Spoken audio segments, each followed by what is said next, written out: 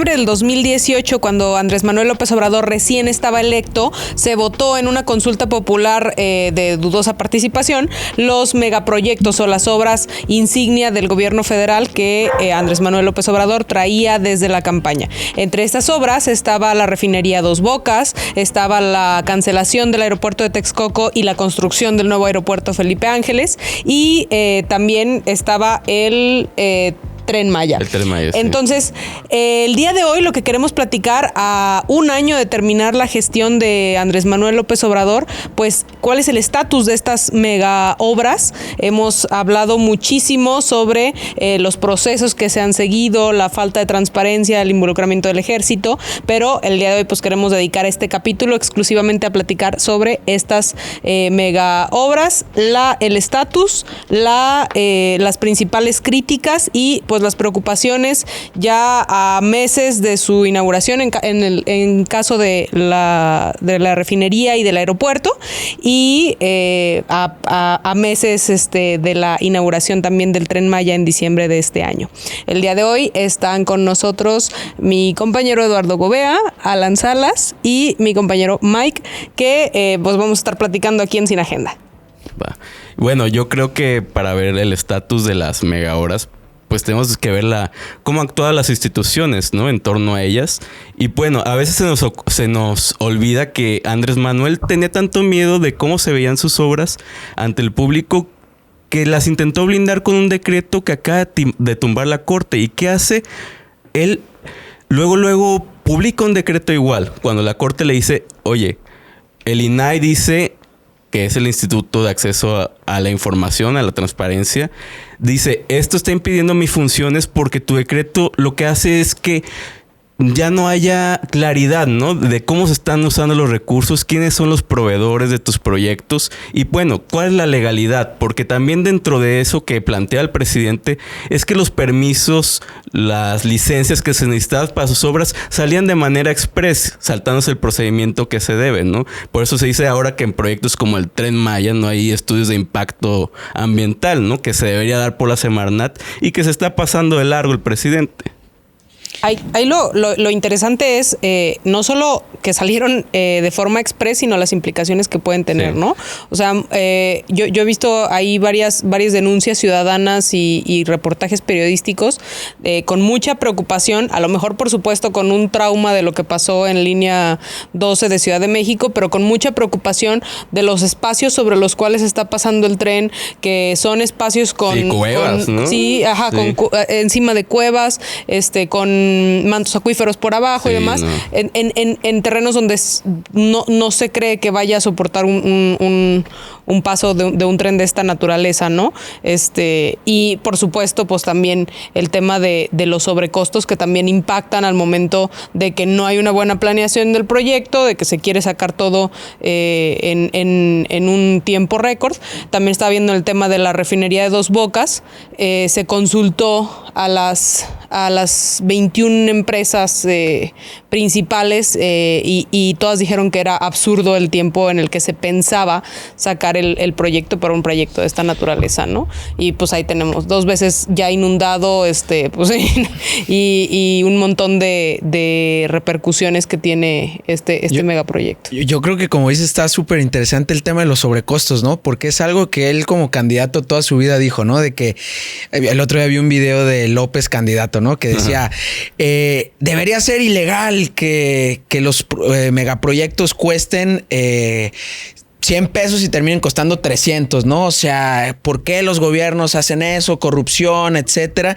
Y ahorita que él es gobierno, estamos viendo que todos los megaproyectos están siendo más costosos de lo que él había estimado en un inicio, ¿no? No, y están llegando a un punto que dobletean el precio que habían estimado. O sea, no solo están siendo más costosos, sino están doblando el precio general, que en una cuestión de una planeación, pues habla muy mal de cómo dejaste las cosas sobre el papel, ¿no? Porque un dobleteo es algo exagerado. Yo creo que en un sector privado no lo permitirías de ninguna manera. Creo que en el caso de Dos Bocas fue el triple, ¿no? Así es. Estaba viendo, sí. Muchísima ineficiencia, y eso pasa en todos los gobiernos, ¿no? O sea, yo he visto en distintos gobiernos que los proyectos se vuelven mucho más caros, pero como tú dices, o sea, una cosa es que se le suba el 30, el 40%, porque luego los mercados fluctúan, etcétera, pero que se dobleteen o que se vayan al triple es algo muy criticable, Sí, ¿no? heredan los problemas de la construcción de los gobiernos pasados, pero crean nuevos, bloqueando las instituciones que nos pueden decir si se está haciendo un buen uso de los recursos de los mexicanos, ¿sabes? Entonces, es esto. No sé si estos proyectos sean elefantes blancos, se les han dicho eso, que no generan ningún beneficio y son mero capricho. Pero bueno, creo que las ideas tal vez detrás de algunos no son malas, sobre todo el aeropuerto y del Tren Maya. Pero ¿qué satisfacción te genera a ti como ciudadano ver que el gobierno le importa ver si son viables o no, ¿sabes? Sí, bueno, como tú dices eso de que tiene beneficios o no, yo creo que, por ejemplo, el Tren Maya que ha sido, yo creo... Bueno, el Tren Maya y el AIFA han sido de los más criticados. Bueno, no, también la refinería. No, dos votos. Yo creo que dos votos. Pero, por ejemplo, en cuanto al tema del tren, ¿no? Que fue muy mediático el tema de los ambientalistas y muchas personas que estaban hablando en contra del proyecto y creo que también tiene unos puntos a favor, por lo menos desde mi punto de vista. Creo que el tema de enfocar recursos y megaproyectos al sur, ¿no? O sea, por sí mismo es como una muy buena idea, ¿no? Sí, porque sí, tenemos que generar desarrollo en el sur del país, en esos estados que están muy rezagados. Y ahora sí que la idea de que, a ver, el turismo llega a México muchísimo, ¿no? De que a la península de Yucatán y llega a Cancún, llega a Playa del Carmen, llega a Tulum, pero se queda en lugares muy turísticos, ¿no? Y la idea del proyecto es dar la facilidad a los turistas para que se den la vuelta a toda la península, ¿no? Que hay una derrama a poblaciones que actualmente viven en extrema pobreza. Sí es muy criticable el tema ambiental, pero creo que también debe de verse la perspectiva económica y de desarrollo social y la creación de empleos directos e indirectos que va a generar. Creo que no se hicieron las cosas como no se están haciendo las cosas como se deben, claro. Porque se saltaron todos esos estudios de impacto ambiental. Se han saltado mandatos judiciales que hay suspensiones de tramos, ¿no? Y se han seguido trabajando, ¿sabes? Sí, no, completamente mal el proceso, ¿no? Y está mal que el presidente y las secretarías estén violando estos mandatos judiciales, pero también tenemos que ver un poquito la otra parte de decir, bueno, el proyecto en su conjunto es malo. Bueno, yo creo que tiene sus pros y sus contras, ¿no? No sé qué opinan. Yo creo que en esto que mencionas es un factor importante, la derrama económica, el trabajo en el sur, pero tiene que venir acompañado de una gran planeación. Estaba viendo un ejemplo, en alguna zona arqueológica recibes actualmente 40,000 visitantes. Después del que se elabore el Tren Maya vas a recibir alrededor de 2 millones, 3 millones. ¿La zona arqueológica puede con ese porcentaje? ¿La población puede con ese porcentaje? Vas a habilitar este sector que va a hacer que el turismo continúe, pero la gente... Vas a capacitar también a la gente para que pueda mantenerlo. Vas a abrir más secretarías en esos puntos. Vas a abrir más puestos de atención. Entonces, vas a desatar algo que estás capaz de recibirlo. Y ajeno a eso, la tierra también es capaz de recibirlo. Todo, como lo mencionabas hace rato, se analizó hacer la vía del tren de manera elevada. El suelo no podía soportarlo. Las excavaciones después de 5, 6, 9 metros ya no son seguras. ¿Por qué? Ya no sabes dónde te vas a encontrar un manto acuífero, una cueva. O sea, toda la mitología maya está enfocada en las cuevas, en la entrada al inframundo, etcétera. Entonces, si le damos este punto de que abajo está lleno de cuevas, elevado no puedes. Sobre el suelo, ¿de cuánto tiempo te va a aguantar? ¿Cuánto tiempo no te va a aguantar? Han estado cambiando la ruta infinidad de veces basado en la improvisación por todo como van avanzando, ¿no? No, y porque pasa por un montón de terrenos ejidales, ¿no? Entonces, el problema social... pues siempre ha sido un problema esa de la tenencia de la tierra, ¿no? Y aquí creo que también se han pasado de largo como la opinión de los pobladores. Creo que se hizo una encuesta y hubo relatores de la ONU que en su informe dijeron... Es que estaba sesgada. Desde un principio no les dicen de los riesgos a los pobladores de que pasa el tren, que cómo se puede afectar. Y no me les hacen pues una mención de los beneficios, ¿no? Los supuestos beneficios. Pues sí, porque está expropiando mucho, ¿eh? También. Sí, ahí hicieron un documental de Latinus, o de Latin US, no sé no sé cuál sea, pero justamente de cómo desde el inicio de la construcción a ciertos pobladores que por ahí va a pasar el tren, se acercaban y preguntaban, oye, pero a mi casa no me la vas a afectar, ¿no? Pero a mi casa no me la vas a afectar, no. Y llegado el momento, oye, sí, necesito que te desplaces, y que pagaron 32 pesos el metro cuadrado. Imagínense nada más, o sea, una barbaridad. Les dieron 15 días para desalojar, y al final, o sea, el reportaje decía, desalojé hace como 4 o 5 meses y sigue en mi casa, no han pasado, ¿no? Entonces, sí, también hubo ahí un tema de poca consulta, de que muchísimos grupos indígenas, comunidades se ampararon, o sea, sí había una oposición importante a la construcción del tren, que al final, pues efectivamente se terminó por ignorar completamente para impulsar este proyecto, ¿no? Pensando en que siendo muy optimistas y pensando en que sí se va a preparar a la población para esto, definitivamente, a ver, el tren tiene grandes beneficios, ¿no? También no solo va a ser un tren turístico, también es un tren para mover trabajadores a lo mejor de ciertas también, ¿no? y de carga, ¿no? Entonces, definitivo, esa conectividad que hay en esa región ahora, pues va a permitir que haya cierta inversión también ahí para digo, al final, si se mueven mercancías, pues y genera la inversión y es más atractivo, ¿no? Pero de cualquier manera, pues de nada te sirve si es un proyecto que a lo mejor no te va a aguantar, vas a estar teniendo accidentes, que puede suceder, ¿no? Que ya lo hemos visto y que puede ser definitivamente una situación que veamos en unos años. Y bueno, pues eso quedará ahí por ver. Que se estén pateando la pelotita entre gobiernos. Oye, y el tema de que les gusta inaugurar aquí en este gobierno todos los megaproyectos cuando no están funcionando, ¿no? De que el Tren Maya lo acaba de inaugurar el presidente con un vagón, ¿no? Que acaba de llegar, o sea, que llegó por carretera el vagón. Y luego tenemos el AIFA, ¿no? Que también, digo, ese ya está en operaciones, pero el nivel de operaciones que tiene nada que ver con lo que habían pronosticado, ¿no? Sí. No, y lo que iba a ser el aeropuerto que canceló el presidente, ¿sabes? Sí, nada que ver el AIFA, ¿no? Lo que pasa es que ahí lo que no entendieron es que era un tema, no era un tema de vanidad del aeropuerto internacional, que así lo quiso vender Andrés Manuel López Obrador, no era un tema de vanidad. Era un tema de necesidad, pero por el espacio aéreo. Y es una cosa que no entendieron. Entonces, la manera en la que estaban diseñadas las pistas del aeropuerto, del nuevo aeropuerto internacional de la Ciudad de México, resolvía este problema y le permitía a los aviones más espacios de salida. Entonces, realmente no es cierto que cuando haces el nuevo aeropuerto vas a tener esa misma capacidad del espacio aéreo, ¿no? Porque se estorban y además el aeropuerto de Felipe Ángeles está en un espacio en el que no tiene como que tanta capacidad de maniobra. Entonces, eso hace que al final los aviones estén haciendo fila ahí arriba y también para salir, ¿no? Entonces, de entrada no resolvieron eso. Salen con muy, muy bajas operaciones, lo platicábamos en otro de los capítulos aquí, tienen una pérdida en 2022 al día de 2 millones de pesos, eso está costando las pérdidas de la operación.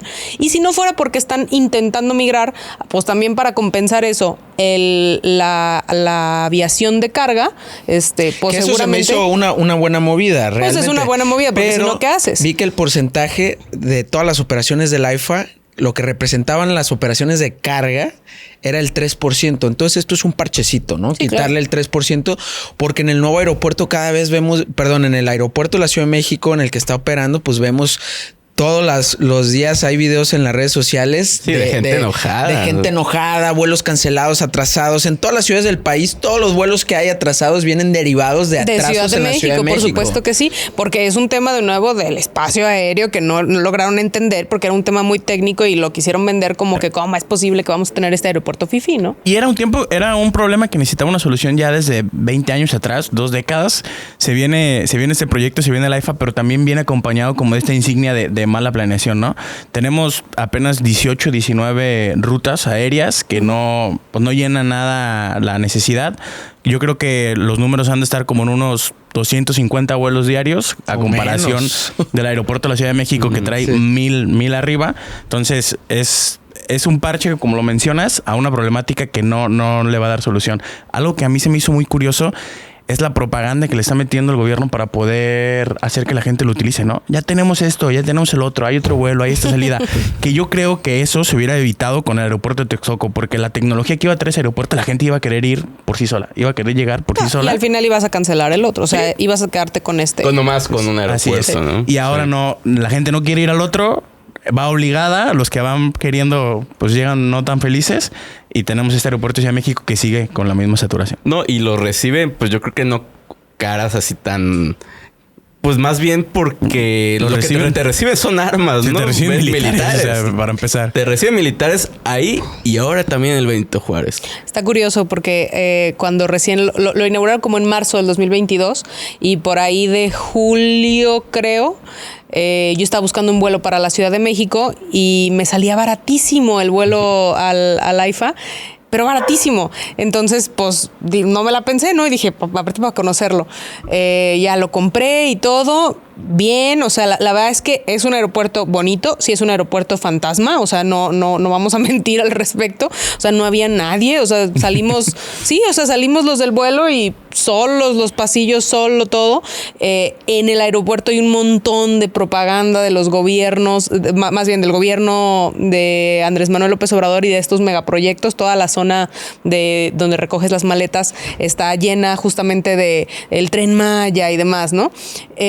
Y luego sales y efectivamente me pareció muy curioso porque había como módulos de reclutamiento a las fuerzas armadas. ¿Serio? Ajá, o sea, como aquí Como espacio el tío de que Sam. si te quieres, sí, o sea, que si te Enlistar. quieres enlistar y se me hacía, o sea, se me hizo muy raro, ¿no? Y luego pues está esta otra parte del museo y demás. Pero fuera de eso, pues también, pues es un aeropuerto que en comercios tenía por ahí un Starbucks y nada más. Y te la ayudas. Y te ayudas. Y para llegar, para salir entiendo que hay como un camión. La verdad es que yo no lo vi. Terminé pagando un taxi carísimo, ya ahí se compensó Está lo del lejos, otro. ¿verdad? Lejísimos. Sí. Pero sí me pareció, sobre todo eso de los módulos de enlistamiento se me hizo como, ay, no sé, Sí. muy raro. Es que aquí hay algo que yo quiero comentar. El tema es que AMLO les mintió a todos los mexicanos, nos mintió a todos porque él dio una excusa falsa de por qué canceló el nuevo aeropuerto de la Ciudad de México. Él dijo que lo canceló porque en el proceso de licitación, etcétera, había mucha corrupción, ¿no? Entonces, ese fue su motivo y por eso canceló y se fue a la AIFA. Primero nos salió carísimo cancelarlo. Carísimo porque tuvo que pagar muchas indemnizaciones, etcétera. Más Pero- de lo que habían estimado. más de para lo que empezar. habían estimado del costo total del aeropuerto. Pero lo importante aquí es que en realidad es la verdadera causa fue porque fue un berrinche. Se quiso fregar al grupo Atlacomulco y a todo ese grupo del PRI que gobernó México y que estaba detrás del presidente Enrique Peña Nieto. Porque lo que yo sé es que ellos ya eran, ese grupo con prestanombres y todo, eran dueños de muchos terrenos de alrededor que habían comprado años atrás, con mucha visión, porque ellos ya sabían Ajá. que ahí iban a ser el nuevo aeropuerto cuando Peña Nieto llegara a la Porque esa presidencia. era una discusión aparte desde tiempos de Fox. tiempos O sea, de ya Fox, se sí, había ya se peleado. aeropuerto, Ya teníamos 20 años con una problemática. Sí, o sea, sí, sí, sí. estaba sobre la mesa. Se sabía que ese era el lugar idóneo para hacer el aeropuerto. Entonces ellos compraron todos los terrenos de alrededor, llega Peña Nieto, lo empiezan a construir y entonces empieza a subir el valor de todos esos terrenos muchísimo, porque pues obviamente Pues terrenos claro. que no valían nada, ahora iba a haber comercio, hoteles, etcétera. Totalmente. ¿Y qué pasa? Andrés Manuel López Obrador se entera de esto y dice, yo no quiero que estos canijos se hagan más ricos de lo que ya son, y no les quiso regalar que esos terrenos se hicieran más valiosos, ¿no? Entonces una manera de fregárselos fue cancelando el aeropuerto e irse al AIFA, ¿no? Entonces en realidad fue otro berrinche y mala planeación lo que tú decías, ¿no? Y ese duelo personal, pues termina afectando a cientos de personas, ¿no? Miles de Millones. personas. ¿Cuánto Miles de fue la personas, millones de cancelación? personas. 100,000 millones, ¿no? Una cosa así, o 100... a Como ver. 120 mil millones. Sí, ¿no? Porque, a ver, De un, la de un costo auditoría... como de 300, ¿no? Ya al final. Es que la auditoría superior sacó una estimación de 300 y pa' pronto como que recibieron llamada y la bajaron a 100 y tantos. Y fíjate, es fecha que ahorita los bonos de acción de inversión que se pagaron cuando iba a iniciar ese aeropuerto siguen generando intereses a ganar la gente porque todavía no se resuelve el conflicto legal. Entonces ahí seguimos perdiendo y hay personas que siguen ganando por la cancelación del aeropuerto. no hay, o sea, supuesta corrupción y no hay ningún detenido, ¿no? Eso es lo más Bueno, importante. hay Es un punto fuerte, que lo acusan de una corrupción extrema, pero no hay ningún proceso legal en contra de No, nadie. porque, o sea, Peña Nieto no lo toca ni con el pétalo, ¿sabes? O sea, Pero es que eso es lo que dice, habla y no muerde, ¿no? Hace la consulta de los expresidentes y ¿qué juicio hubo contra los expresidentes? Nada, digo, el Poder Judicial no depende del presidente, pero a ver, no, entonces pero ¿para la qué haces una investigación, consulta, no? Hertz Manero está dentro de una institución que debería ser independiente, ¿sabes? Sí. Y es aliado al presidente y ha hecho de la investigación de la Procuración de Justicia un chiste. Bueno, pero aún así hubiera podido empezarla y no empezó ninguna investigación. No, es que lo que pasa es que él continúa con el pacto que ha habido históricamente entre los expresidentes. O a lo mejor está esperanzado que Estados Unidos le siga deteniendo a toda su lista, ¿no? También. Pues también. Un punto, ¿no? Parece que va avanzando de esa forma. Pero yo creo también más que va por el tema del pacto, ¿eh? Yo creo que él no se quiere meter con los expresidentes. No, y sobre todo con Peña Nieto. Sí en los medios, ¿no? Pero a ver, por ejemplo, él también que acusa de megacorrupto y todo lo que quieras a Felipe Calderón y no está detenido, ¿no? No ha hecho nada. A ver, ¿por qué? Porque él no quiere tocar a los expresidentes porque él sabe que el día que llegue otro partido, si él se pone a detener, él tiene miedo que se le apliquen a él. No, porque tiene varias cosas en su gobierno que obviamente no están bien. Sí.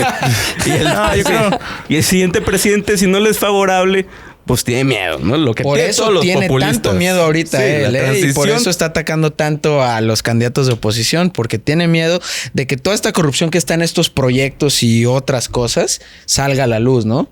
No, las tareas de investigación de las autoridades fiscales las usa para atacar a la frontrunner de los oposición, ¿no? Además que ya también, entrando en este tema, ya va a poner un punto de comparación, ¿no? Un momento que él ya deje de hacer como estas persecuciones, la población se va a preguntar, ¿ahora quién vamos a estar persiguiendo, no? Entonces ya pone este punto de comparación que quien sea que tenga el nivel, el puesto de las siguientes administraciones, va a tener que dar este punto a la población, porque la población se va a hacer la pregunta, ¿y ahora a quién, no? Entonces, y es una parte importante de su narrativa, ¿no? Siempre el enemigo, y el enemigo pues son esos presidentes. Pero es pura narrativa, ¿no? Es pura narrativa. Sí, claro. Sí, claro. Él dice, los que investigan el aeropuerto son conservadores, los que hablan en contra de mi gobierno que son fifis.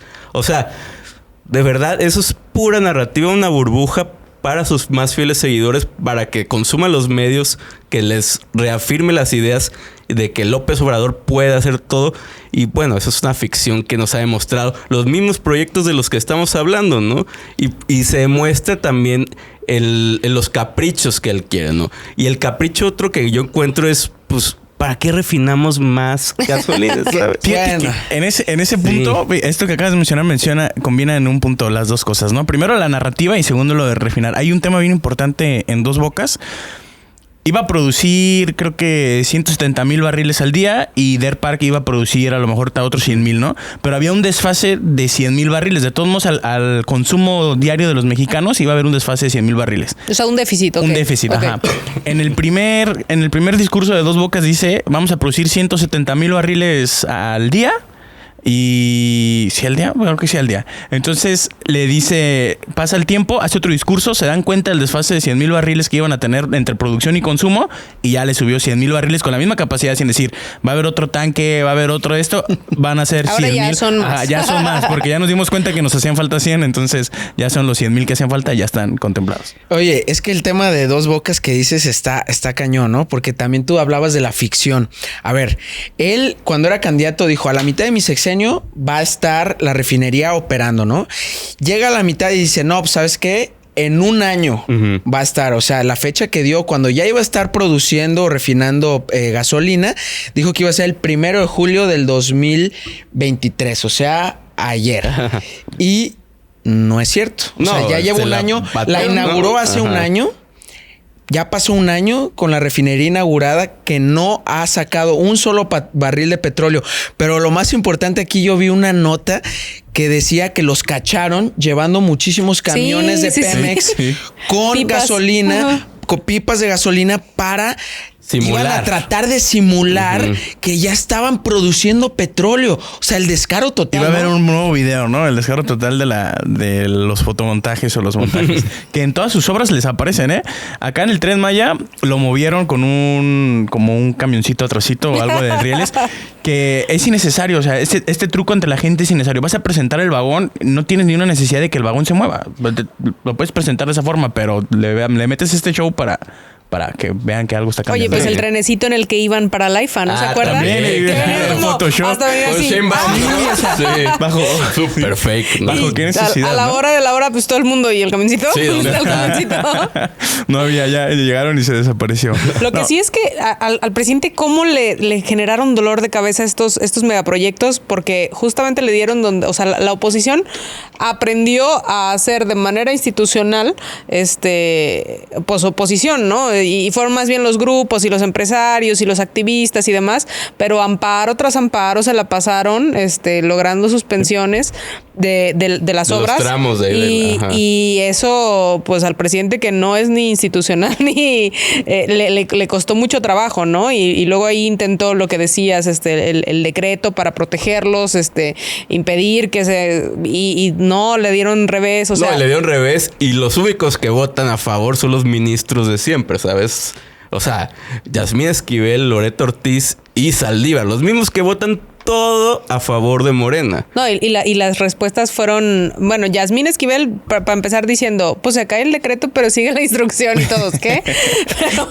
pero luego también Saldívar, muy político él, salió a dar una excusa... Sí, terrible. Terrible, Sí, o sea... que no había que desconfiar en el gobierno. Ilusa, Ajá. o sea, no, mal, que incluso la ministra presidenta le contestó como, no hay que ser ilusos, Sí.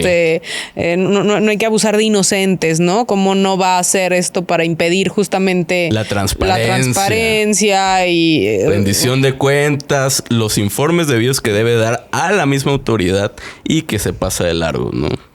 Otro tema importante creo que es el del medio ambiente, ¿no? Ahorita, y lo que tú decías, oye, ¿por qué en año 2023 estamos queriendo inaugurar una refinería? Digo, muchas de las cosas que dicen es por la seguridad energética, ¿no? Que también es importante porque debemos de estar como protegidos ante eventos internacionales, tú debes de tener tu capacidad de producción, pero a ver, también pudo haber remodelado las que ya tenemos y enfocarse a las energías limpias, ¿no? A ver, pero ¿qué están tiró haciendo? las instituciones que se encargan Digo, de eso, pero ¿qué ¿sabes? están haciendo todos los países de primer mundo? Están metiéndole a las energías limpias. No, pero a México No, y aquí le importa, ¿sabes? O sea, hay una mancha en Campeche del tamaño de Guadalajara y Zapopan, o sea, de petróleo. Y lo que hace el presidente cuando le quieren preguntar la mañanera es acabar la mañanera, ¿sabes?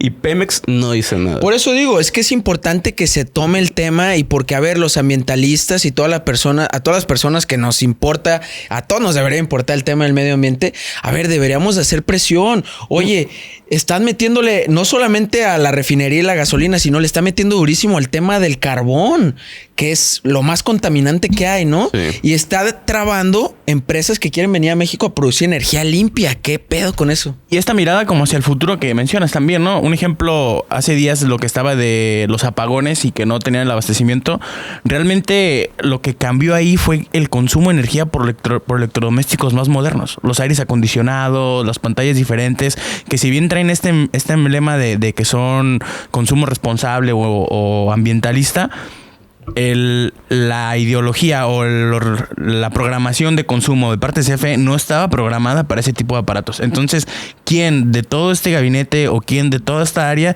está teniendo un pie o una mirada hacia el futuro? Pues solo están demostrando que nadie. No hay quien esté enfocado en decir, vamos a pensar en nada más adelante. No, y si ustedes se acuerdan, hace un par de años con la reforma energética que le dio el revés a la reforma energética de Peña Nieto, justamente le dieron un golpe importante a las energías limpias, porque las energías limpias mayoritariamente estaban siendo resultado de inversión privada y ellos le vendían a CFE, ¿no? Y entonces, no sé si ustedes se acuerdan, pero la reforma energética del presidente lo que hizo fue que priorizó de alguna manera que CFE le comprara primero a sus plantas, aun cuando el precio estuviera más caro, y después a los privados. Entonces, de alguna manera desincentivó la inversión que podían hacer los privados para las energías limpias y pues les dio un golpe muy importante. De hecho, ya particulares que tenían inversiones fuertes, plantas eólicas y demás. Pues las grandes broncas que hemos tenido con Canadá Estados Unidos También y por también eso. España es por temas energéticos, porque no estamos respetando nuestros tratados que tenemos con ellos. Y el tema es la energía limpia, porque Canadá tiene muchísima inversión en estas plantas que el presidente está afectando, ¿no? Por querer comprar a sobreprecio. No, por una idea nacionalista, ¿no? De los recursos, que yo creo que no se adecua a la realidad. O sea, Una idea setentera. sí, no, pues nadie nace en México con un barril de petróleo, ¿no? Como dice, esta es tu parte de Pemex. Pero así lo plantea el presidente, ¿no? De que es del pueblo, sí, tal vez, pero no la manera en que activamente daña al pueblo, ¿no? Las oportunidades de crecer todo el sector energético. Yo creo que esta refinería nos va a llevar... Las refinerías que hay en México operan a un 50% de la capacidad. Y vamos a tener esta que tiene que operar a un 100%, pero yo creo que nos va a llevar a un estado que nos va a costar más caro producir nuestra gasolina que comprarla en otros países. Oye, y eso es importante, eso es lo que dices. A ver, las refinerías están operando a muy bajos niveles. Y a ver, ¿qué es lo que está detrás de que el presidente hizo la promesa de que el litro de gasolina iba a estar en 10 pesos, ¿no? La mayor mentira del sexenio. No, pues también dijo que iba a acabar Están con los 20 y tantos. guachicoleros. Sí, Y no claro, acabó, pero es que hay ¿sabes? muchas cosas Y el detrás. huachicol está Hay muchas Sí. cosas detrás de esto, ¿no? A ver, la mega ineficiencia en Pemex, muchísima corrupción en Pemex, el huachicoleo que lo comenzó combatiendo, pero No, nos apagó. ahí sigue el tema. Las gasolinas, el tema cuando acaba de llegar. Las filas, sí, en las Que la gente filas. se alteró muchísimo. A lo Estamos que en voy es a Venezuela. ver, toda esa gente, ¿por qué no le cree, no le reclama eso, no? A ver, mucha gente se la compró, hasta a toda la gente que no votó por él, yo creo que dice, oye, pues qué chido, ojalá estuviera a 10 pesos el litro, ¿no? Pero no es así y no va a ser así, ¿no? Pues es que fíjate que ahí, de hecho, tuvieron la posibilidad de bajar la gasolina y no lo hicieron. La gasolina tuvo bajó importantemente, me parece que fue el año pasado, y entonces lo que hicieron fue que del subsidio que le meten para que no cueste Tanto. X, le bajaron a ese subsidio. Lo compensaron con ese bajón de precio, la dejaron al mismo precio al público y con esos ahorros y le metieron más a justamente estas megaproyectos. Entonces realmente pudieron hacer que la gasolina, a lo mejor de manera temporal, bajara. Obviamente también yo creo que previeron el costo político. Iba a bajar de manera temporal y luego le luego van a iba a subir y entonces pues iban a tener que subir también el subsidio, ¿no? Entonces yo creo que por eso lo previeron, pero también fue así que lograron ya no... Digo, y este es un tema que tocaste muy importante. A ver, ese subsidio que le hacen al precio final al consumidor nos baja un peso, o menos del peso. En realidad no lo sientes mucho en el bolsillo, pero al gobierno le cuesta muchísimos miles de millones de pesos subsidiar un peso a la gasolina. Esa es la verdadera razón por la cual no van a bajarlo nunca a 10 pesos, porque el gobierno quebraría, no tiene para subsidiar. No, porque el ingreso que tienen del impuesto que le ponen a la gasolina es altísimo. Sí, es altísimo. Pero, ¿por qué tiene esa visión, no? Del estado de bienestar como priista que se subsidiaba todo a través del petróleo. AMLO es exprista, güey. Sí. No, pues sí, se nos olvida a veces. Sí, lo que bien se aprende Sí. no se va a Exacto, olvidar. sí.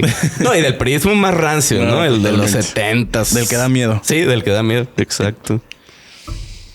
Yo creo que la refinería la podemos enfocar en que en ningún momento nos vamos a poder dejar del petróleo. Realmente la evolución humana no lo va a hacer. Están los plásticos, están todo. Pero de algo que sí vamos a dejar de consumir y nos vamos a alejar es de la gasolina. Entonces, si ellos le están apostando a la gasolina, están teniendo una mala apuesta. Si entre los papeles está apostarle al petróleo y a los otros derivados que da, puede ir por buen camino. Si no, no es la ruta. Pues creo que la verdad tocamos muchos puntos muy interesantes. No sé, Eduardo, ¿qué es lo que tú piensas? ¿Qué es a lo que debemos de fijarnos? ¿Qué es como las ideas más importantes de todo de lo que vimos hoy? Yo creo que podemos basarlo en que tenemos buenas ideas, pero tenemos una improvisación que nos está costando y nos va a costar más adelante. La verdad, si yo tuviera que calificar estos macroproyectos, basaría en que hay 4 insignias que no van a poder desprenderse de ellos. Uno de ellos es la transparencia, la poca transparencia que tienen. 2 es que todos llegaron a un sobrecosto. 3 es que los están haciendo con mucha improvisación. Y 4 es que todos están teniendo un montaje de algo en algún momento, en alguna inauguración ficticia o en algún desarrollo que estén implementando. Entonces, son las 4 insignias con las que yo califico estos macroproyectos. Y bueno, la evaluación de ellos ya vendrá más adelante. Esperemos nos sorprendan y si no, ya lo sabíamos.